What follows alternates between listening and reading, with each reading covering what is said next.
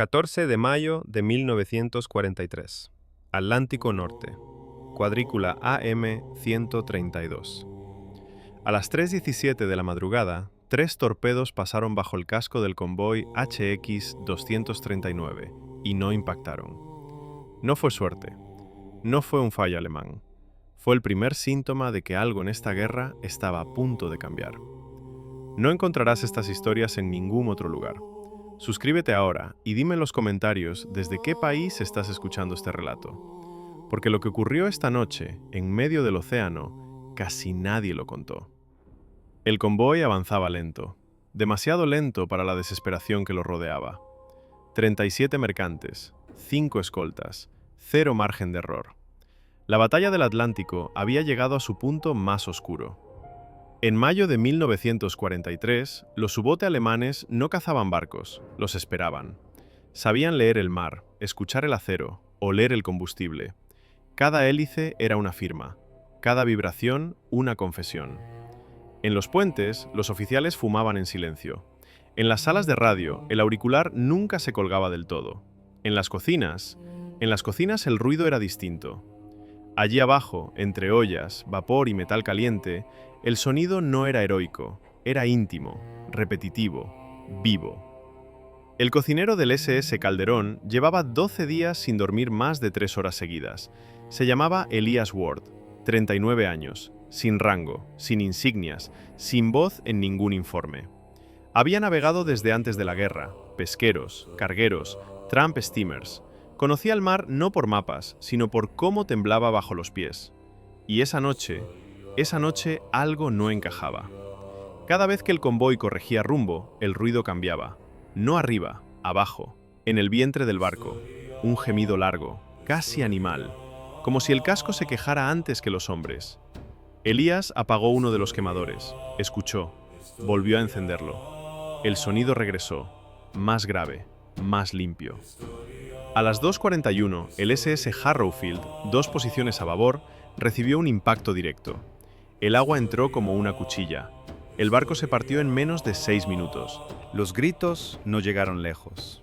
El convoy no se detuvo. Orden del almirantazgo. Siempre la misma frase. No rompan formación. Elías no vio el ataque, pero lo oyó. No el estallido, el antes. Un silencio extraño, breve, como si el océano contuviera la respiración. Luego, el golpe. Y entonces lo entendió. No todos los barcos sonaban igual bajo el agua. No todos caían igual cuando eran heridos. Algunos gritaban, otros susurraban. A las 3:17, cuando los torpedos fallaron, Elías estaba apoyado contra el mamparo, con una taza de café frío en la mano. Sintió el paso de las hélices, contó mentalmente las revoluciones, notó el desfase. «Demasiado ruido», murmuró para sí, en el momento equivocado. Subió al puente 1 hora después. Nadie lo llamó, nadie lo esperaba. El primer oficial lo miró como se mira a un hombre que se ha equivocado de puerta. «¿Qué quiere, cocinero?» Elías no habló de tácticas, no habló de guerra, habló de sonido. Dijo que el convoy anunciaba su posición cada vez que ajustaba potencia, que los U-bote no disparaban al casco, sino al eco, que el problema no era la velocidad, era el ritmo. El oficial sonrió, no con crueldad, con cansancio. Vuelva a su cocina. En el cuaderno de bitácora de esa noche no aparece su nombre, solo una nota seca escrita a lápiz. Actividad enemiga reducida, causa desconocida. Pero en algún lugar del océano, bajo toneladas de agua negra, un comandante alemán comenzaba a preguntarse por qué sus cálculos ya no cerraban. Y por primera vez en meses, el mar no parecía escuchar solo a ellos. El amanecer llegó sin color, una franja gris sobre un mar plano, engañosamente calmo. El convoy HX-239 seguía avanzando como una bestia herida que se niega a caer. Las escoltas dibujaban círculos lentos, nerviosos. El silencio de radio no significaba seguridad, significaba espera. En el interior del SS Calderón, el aire olía a café recalentado y metal húmedo. Elías Ward seguía en la cocina, pero ya no cocinaba, escuchaba. Había aprendido a aislar sonidos desde niño, cuando su padre lo llevaba a los astilleros de Norfolk. Allí entendió que el acero habla, no con palabras, con vibraciones, con ritmos. El barco tenía fiebre, y la fiebre subía cuando el convoy maniobraba. A las 6:12 llegó el primer mensaje cifrado del día, corto, incompleto.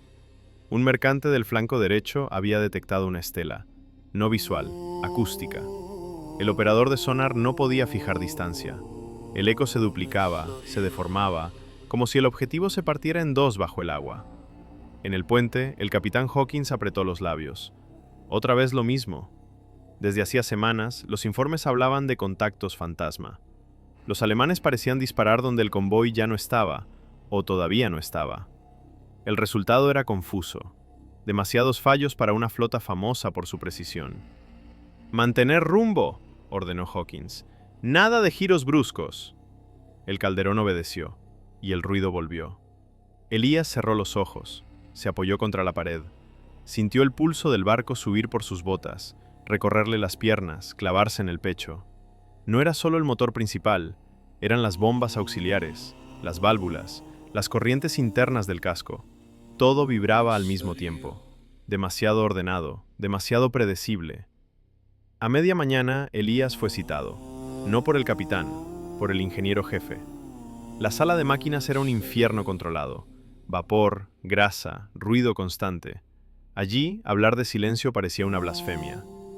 «Dicen que tienes teorías», gruñó el ingeniero sin mirarlo. «5 minutos». Elías no pidió permiso. Tomó un trozo de tiza y dibujó en una plancha metálica. Líneas simples, pulsos, intervalos. «No nos escuchan como creemos», dijo. «Nos escuchan como somos». Explicó que cada cambio de potencia creaba una firma, que los U-Boote no seguían barcos, seguían patrones, que el convoy, al intentar mantenerse unido, estaba cantando al unísono. «Si todos respiran igual», continuó, «cualquiera puede encontrarlos en la oscuridad». El ingeniero bufó. «¿Y qué propones? ¿Que naveguemos al azar?» Elías negó con la cabeza. «Que rompamos el ritmo, no la formación, el ritmo». Silencio. Solo el martilleo del motor. Variar revoluciones mínimamente, escalonar bombas, desincronizar sistemas, que cada barco suene distinto, pero avance igual. El ingeniero lo miró por primera vez. «Eso puede dañar equipos. Puede salvar barcos». No hubo respuesta inmediata, solo una orden seca. «Vuelve a tu puesto». Al mediodía el cielo se cerró. Un frente bajo cayó sobre el convoy como una tapa. Lluvia fina, visibilidad mínima. El mar comenzó a levantarse. Y entonces el radiograma. Interceptación parcial alemana. Palabras sueltas, números, un patrón de ataque previsto para las 14:00. El capitán Hawkins convocó a sus oficiales. Mapas sobre la mesa, lápices, manos temblorosas. «Si giramos nos exponemos», dijo uno. «Si seguimos recto nos esperan», dijo otro. Nadie mencionó al cocinero, pero su idea flotaba en la sala. A las 13:37, Hawkins tomó una decisión que no figuraba en ningún manual. No cambió el rumbo, no aumentó velocidad, ordenó algo distinto. «Ingeniería, variación de potencia escalonada, ahora». Las máquinas respondieron, no como un rugido, como un murmullo desordenado. El calderón empezó a sonar extraño. Elías sintió el cambio al instante, el pulso se fragmentó, el casco dejó de gemir al unísono. A las 14:02, 2 torpedos pasaron de largo. A las 14:05, otro explotó prematuramente. En algún lugar bajo el convoy, un comandante alemán fruncía el ceño frente a su hidrófono. Los ecos no coincidían. El blanco se multiplicaba, se desplazaba, se negaba a fijarse. No era invisibilidad, era confusión. Pero la guerra no perdona improvisaciones. A las 14:19, el SS Melrose recibió un impacto en la popa. Se detuvo. Quedó atrás. El precio apareció rápido, siempre lo hace. Mientras las escoltas se separaban para asistirlo, Elías comprendió algo más. Algo que no había dicho, algo peor. Si los alemanes aprendían, si ajustaban sus cálculos, esto solo funcionaría una vez. Y el reloj ya estaba corriendo. La tarde se volvió espesa. El frente avanzó más rápido de lo previsto. El viento subió. El Atlántico dejó de ser superficie y volvió a ser profundidad. El convoy HX-239 entró en una zona donde el sonido viajaba mejor que la vista. Era el territorio perfecto para los U-bote. En la sala de radio, las manos sudaban. Cada operador sabía que, cuando el mar se agitaba así, el océano se convertía en un amplificador. Cada error se escuchaba a kilómetros. A las 15:03, un nuevo mensaje interceptado. Breve, urgente. Cambios en patrones alemanes. Ajustes de escucha. Recalibración de hidrófonos. El enemigo estaba aprendiendo. En el puente, el capitán Hawkins no levantó la voz. No hacía falta. Si entienden lo que hacemos, no nos queda margen. El ingeniero jefe apretó la mandíbula. La variación de potencia ya estaba forzando sistemas que nunca fueron pensados para ese uso. Las temperaturas subían. Las vibraciones cruzadas empezaban a fatigar remaches. Podemos mantenerlo unas horas, dijo. No más. Horas era un lujo. En la cocina, Elias Ward estaba sentado en el suelo, con la espalda contra una tubería caliente. Tenía un cuaderno abierto sobre las rodillas. No escribía recetas, dibujaba ondas, secuencias, silencios. Había algo que no cuadraba todavía. No era solo romper el ritmo, era decidir cuándo volver a marcarlo, porque el silencio absoluto también delata. A las 16:21, un escolta detectó contacto firme. Esta vez no era un fantasma, era limpio, demasiado limpio. U-boat en posición de disparo, llegó por radio. Profundidad media. El convoy tenía dos opciones: separarse o convertirse en blanco. Hawkins pidió opinión. Nadie habló. El silencio pesó más que cualquier orden. Entonces alguien tosió. Elías estaba en la puerta del puente. No debería estar allí. Nadie lo había autorizado. Nadie lo había detenido. «Capitán», dijo sin elevar la voz. Si seguimos así, nos fijarán. Ya lo están haciendo. Hawkins lo miró largo. No con enojo, con urgencia. ¿Tiene algo mejor? Elias señaló el reloj. Hágales creer que hemos cometido un error. La frase quedó suspendida. Restablezca el ritmo, continuó. Solo por un minuto. Luego rómpalo de nuevo. Que piensen que volvimos a lo de siempre. El ingeniero negó con la cabeza. Eso es jugar con fuego. La guerra ya está ardiendo, respondió Elias. Solo propongo mover las llamas. A las 16:28, el calderón volvió a sonar normal. Las hélices entraron en cadencia, las bombas se alinearon, el convoy respiró como uno solo. En el fondo del océano, un comandante alemán sonrió. Ahí estaban. Ordenó disparar.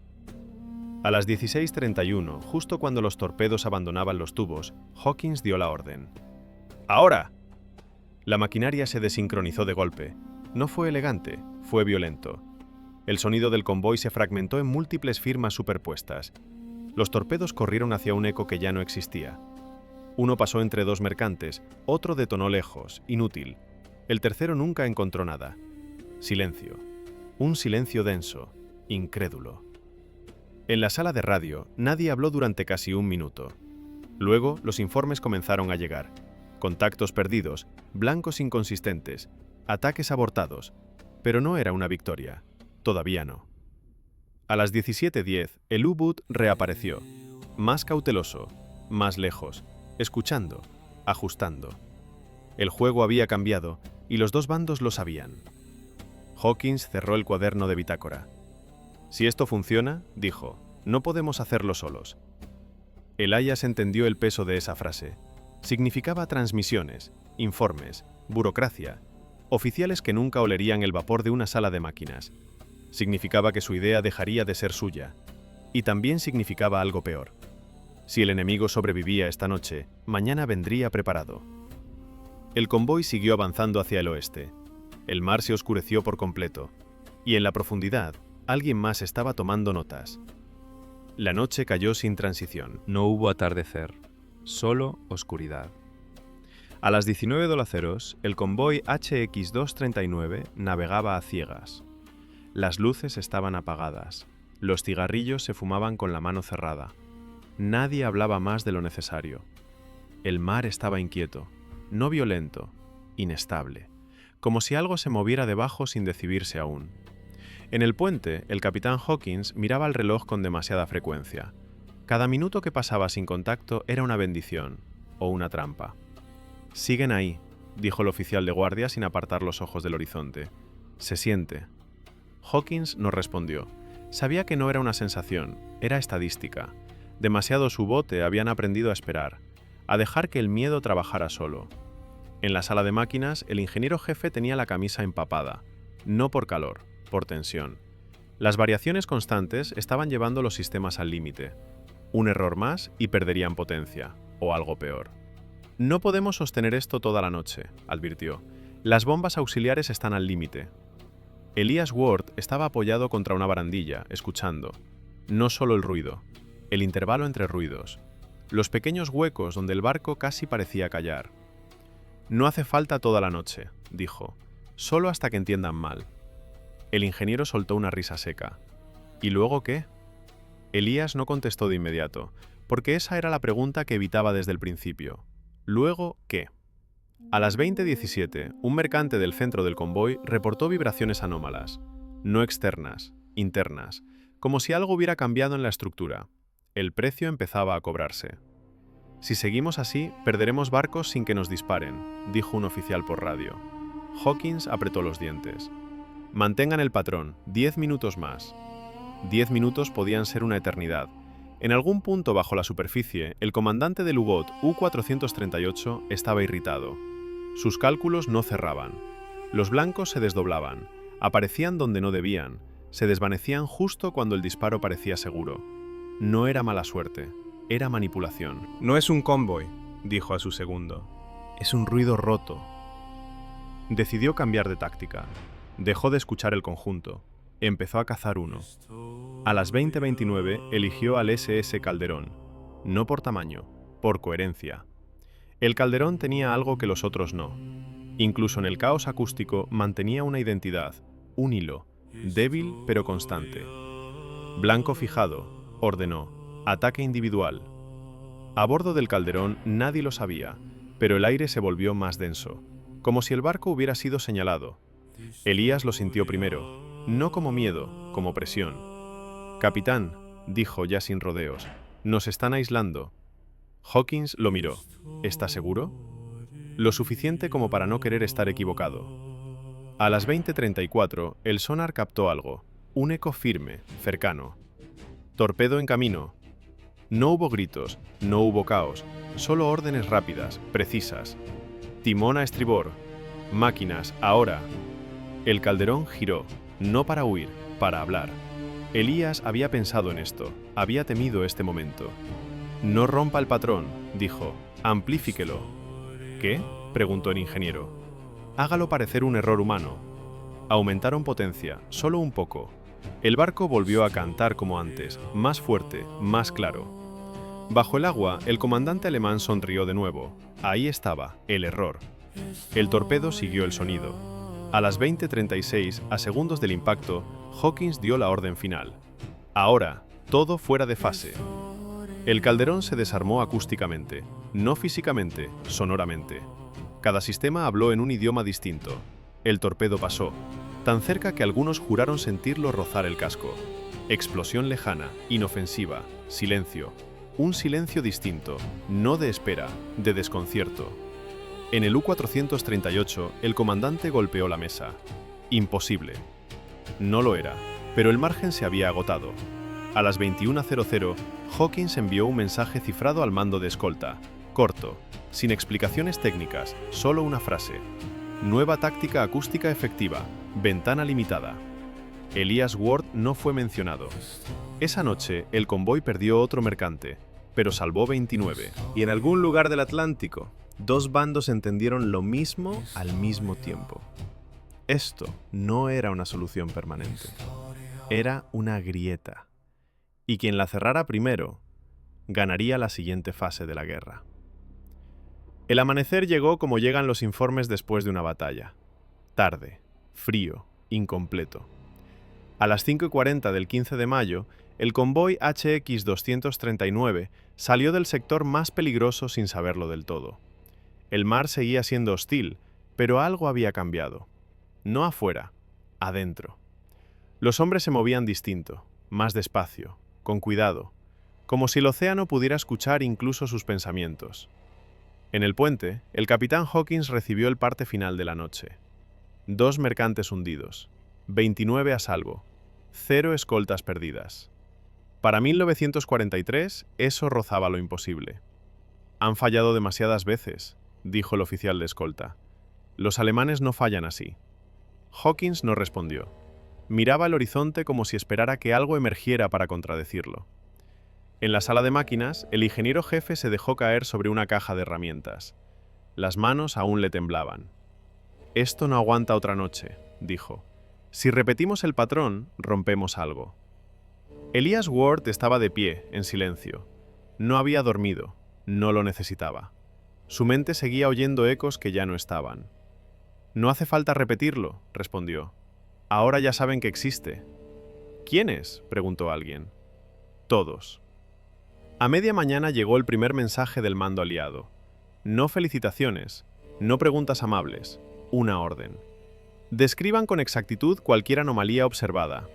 Exactitud, la palabra más peligrosa en tiempos de guerra. Hawkins bajó al camarote de radio y dictó el informe. Cuidó cada frase. Eliminó nombres, suavizó causas, usó términos que no comprometían a nadie. No mencionó a Elías, no porque quisiera robar mérito, sino porque entendía el mecanismo. Las ideas no sobreviven al papel, los rangos sí. Según un resumen sellado posterior, una variación no estandarizada en la gestión de potencia pudo haber contribuido a la confusión acústica del enemigo. Nada más. En los pasillos corrió otro rumor, que alguien sin galones había visto antes que los demás, que no fue un oficial, que fue alguien que escuchaba desde abajo. A las 14 de la mañana, el Calderón recibió orden de separarse del convoy y dirigirse a puerto escoltado. Mantenimiento preventivo, revisión de sistemas, nada fuera de lo normal. Elías empacó sus cosas sin prisa, un cuchillo, una foto vieja, el cuaderno de ondas que luego quemó en la caldera. En el muelle, nadie lo despidió formalmente, no hubo discursos, solo un apretón de manos del capitán. «Lo que hizo anoche», empezó Hawkins. Elías lo interrumpió. «No fue anoche, fue durante años, solo que nadie escuchaba». Hawkins asintió. «No puedo prometerle nada. No lo espero». Semanas después, los convoyes aliados comenzaron a aplicar variaciones acústicas, no como doctrina oficial, como ajustes locales, cada capitán a su manera, cada ingeniero con sus límites. Los U-bote tardaron en adaptarse, algunos lo hicieron, otros no. Las pérdidas bajaron, no desaparecieron, pero dejaron de ser inevitables. En entrevistas de posguerra, algunos oficiales insinuaron que la cocina fue un lugar sorprendentemente silencioso para pensar. Nadie explicó más. Elias Ward no volvió al mar. Fue asignado a un puerto secundario, cocina de tierra, horarios fijos, silencio real. Murió años después sin medallas, sin archivos, sin nombre en ningún manual. Pero cada vez que un convoy llegó a destino en 1943 y 1944, con menos cruces de las previstas, algo de él viajaba allí. No en la superficie, sino en el sonido. Si esta historia te mantuvo escuchando hasta el final, suscríbete al canal. No encontrarás estas historias en ningún otro lugar. Y dime en los comentarios qué momento de la guerra crees que cambió sin que nadie lo notara.